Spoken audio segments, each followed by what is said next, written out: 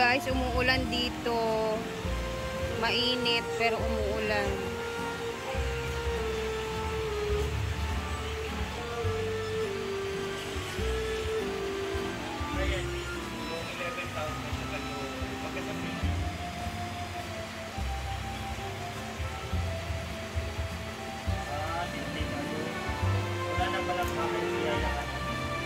Umuulan dito. Lakas ng ulan. Ayan, lakas. Kinuha ko yung napakalaking mga okra, guys, kasi gagawin namin binhi ito.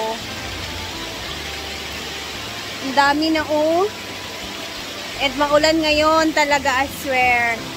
Napakaaga pa dito, alas 10 pa ng umaga, pero ganito kalakas yung ulan. Punta muna tayo sa kantin kasi merong niluluto doon na Bisayang manok na tinanlag. Let's go.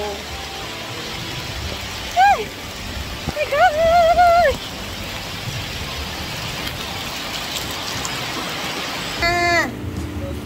Alas 11. Hapit na alas 12. Guys, meron kaming bihag dito. Bisayang manok, native chicken. Ang sarap neto mamaya.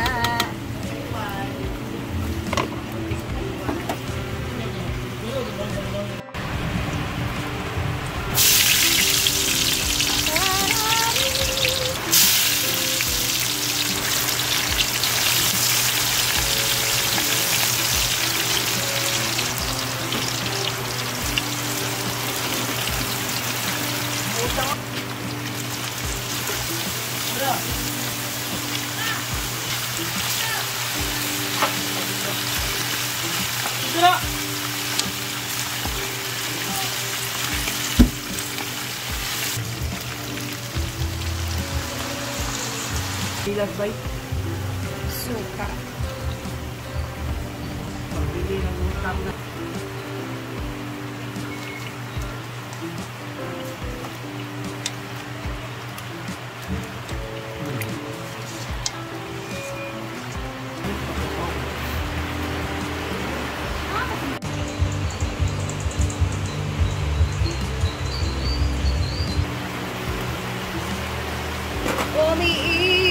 Big aray! Oh my God!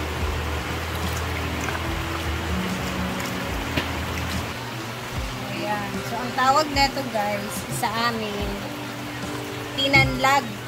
Pag sinabing tinanlag, ano siya, aadobuhin mo siya, yung timper is adobo, pero lalagyan mo siya ng tubig. Ganyan. Tinanlag.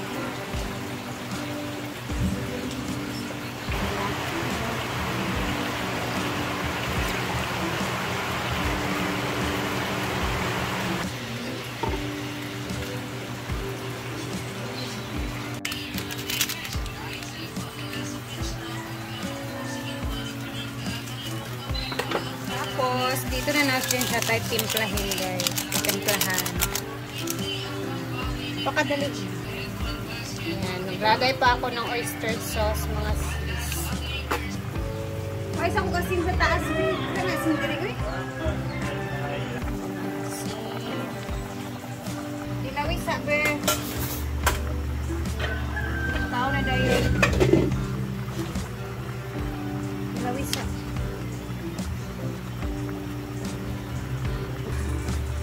Perfect sa maulan na panahon ngayon. Bagay na bagay, ihigit sa sabaw. Dahil na Monday ngayong araw, syempre maulan, napakaaga pa, wala tayong bisita, and hindi maganda yung langit. Grabe, napakaaga, umuulan. Walang katao-tao dito, guys. Ang kasama ko dito is nandito si Ma'am Shiji, nandito din si Marian, nandito yun din yung mag-asawang Amore, and wala na pong trabaho dito sa farm, guys. Wala na pong mga trabahante. Monday na Monday at wala nang ganap. Kumbaga walang trabaho. Ayan si Uncle Ruben. Nangahoy. And ang swimming pool is dry na dry. Dry na dry. Walang laman kasi nilinis. Meron nagkakantahan sa function hall kasi taga dito lang sila guys. Walang mga magawa. Parang ang gusto ko magluto dito ngayon. Malinis naman siya. Wala masyadong ngayong araw. And dito tayo sa CR pala. Dito na ito pala yung nilagyan nila ng bubong. Kumbaga yung binili nilang bubong. Dito pala nilagay sa CR banda. So malinis pa siya. Tingnan, hindi siya kahoy. Kumbaga hindi siya mababasa basta-basta. Ayan o. O diba, bagay na bagay. Kahoy na, parang ganda ng design niya. Kahoy-kahoy. Paliog ayaw tumbi ang ubos sa pultahan. So ito kasi. Sinemento kasi nila ito dito na banda para hindi tumagas yung tubig dito. So, sinemento nila, basa pa yan siya. Bago pa lang, kanina pa lang umaga. And ang CR nga pala guys is maganda na kasi pininturahan din yan. Airbrush paint, patawag dito. Oo, may design siya. May ilaw dito. May design na kasi ito paintbrush din sa air. Tawag air paintbrush. Tawag ba dyan? Ayan. Malinis na. Ayan o. Walang ilaw. Parang nasa ka dyan. Nasa heaven. Tapos, yung mga A-house natin is bakanting-bakante. Wala ngayong naka-check-in. So, nagpapahinga ang mga A-house ngayong araw. Hindi sila, labat basa. Kunin natin. Ayan, walang nakarent. Tahimik ang buong area. Hindi tahimik kasi may nagkantahan. Pero kami-kami lang naman dito. Ganito guys, gusto ko itanim doon sa bahay na pinapagawa natin. Yung African talisay na to. Ayan, para may dagdag sa init. Kasi 'di ba medyo open doon, wala na masyadong kahoy. Ayan, magtatanim ako ng ganito. Ano tong sabon dito? Mga sabon. Ayan. Ganito yung gusto ko itanim doon kasi babagay to doon sa ating Then, ayan, pilingera talaga kasi gusto ko din sana merong kahit isa lang ganito kasi 'di ba malamig siya. Malamig to sa bahay pag nilagay mo guys kahit isa lang. Ang tanong kung tutubo ba to doon kung magtatanim ako. So, agahan ko na yung pagtanim na ito kasi para pag umabot na ng ilang months or years, medyo malaki na din and magagamit natin pag may mga Pasko. Pwede mo siyang lagyan ng ilaw-ilaw, diba? Pwedeng-pwede.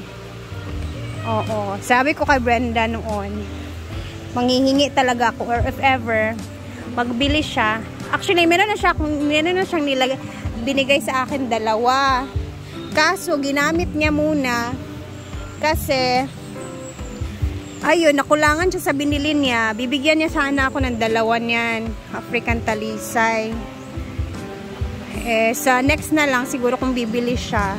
Kasi tinanim na niya. Alam niyo naman si madam na talaga sa tanim. Minsan kulang nabibili. Ito talaga, magto 2 years na to. Yung malalaking talisay dito guys is almost 2 years na siya kasi magdadalawang taon na din yung Hinaguan Nature Park, diba? Kasi diba alam nyo noon, as in, 0 talaga dyan, walang mga tanim dyan. So ibang klase talaga si Brenda pag siya na yung nangamay sa mga pananim ba. So tapos na tayo dun sa kabila, dito naman tayo. Dito naman tayo guys, meron akong mga hindi pa nagagamit dito ng mga ingredients na nabili ko. So maghahanap tayo ng ating lulutuin ngayon. Ito yung mga lagayin ko ng ingredients ko. Dito ako naghahanap pag wala na akong instant dry yes. Ayan, meron akong mga stock dito. Meron din akong margarine, cheese, mga flour. Ayan. So, if ever hindi ako nakabit-bit, dito na lang ako maghahanap talaga ng maluluto. So, itong mangga yung hahanapin natin ang paraan ngayon na lutuin naman for snacks. Pero parang mas sarap ngayon magbibig-bigok ng sabaw, Ma'am Shi. Sabaw yung masarap yung higupin. Diba? Kasi maulan eh. Tsaka ayan si Ma'am Shiji guys. Since ngayon is walang pasok ngayon, diba? Wala nang pasok! Walang pasok yung mga estudyante. So hindi ka nagbukas sa tindahan? Hindi, bibenta ko. Kaya nga. So hindi siya talaga, oh. Sakto yung sabi ko na hindi nagbukas kasi sarado din. So ayan. And abangan natin guys kasi malapit na yung birthday ni Ma'am Shiji. Excuse me. Ngayong darating na 15, October 15, mag-a-advance birthday celebration siya dito. So, yun yung aabangan natin sa birthday. Kasi nga 15 na ako mismo mag-celebrate kasi 16 yung Friday ito mali. So, kasi magmamanela siya sa 16 daw. Dahil meron siyang travel again another sa abroad. Grabe yung friend namin na to. Parang nililibot na niya lahat ng buong bansa. Grabe. So, abangan natin kung ano na naman na country yung pupuntahan niya. Ay! Ayan na. Gusto nyo mag-party-party. Agad yung mag-party-party kayo dyan.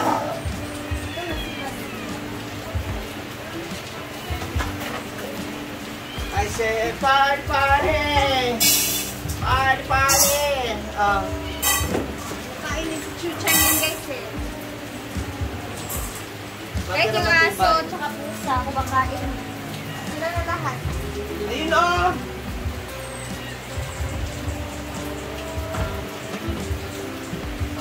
Sige. Party-party! Kaya is maghanap ako ng pwede kong lutuin na babagay sa panahon, no? Depende na ito.